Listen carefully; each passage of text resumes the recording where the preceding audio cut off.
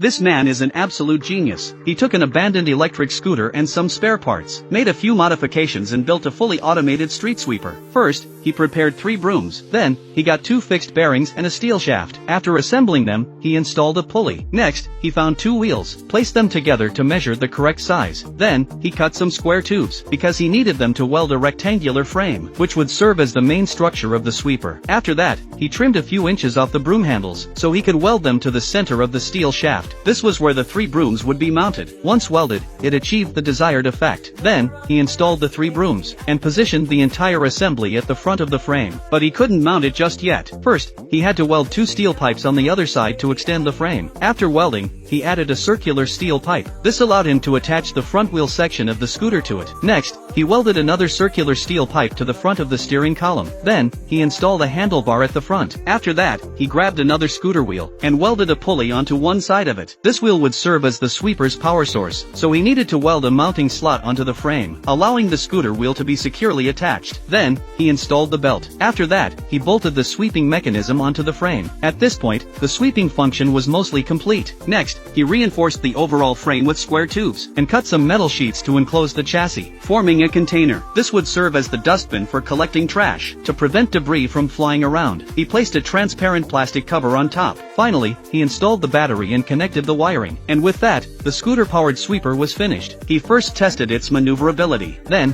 he checked how well it cleaned. Here, you can see that when the sweeper is in action, the street is left spotless, and the sweeping speed is incredibly fast. With this machine, there's no need to manually sweep the front yard or driveway anymore. So what do you think of his invention? Out of 10, how many points would you give him?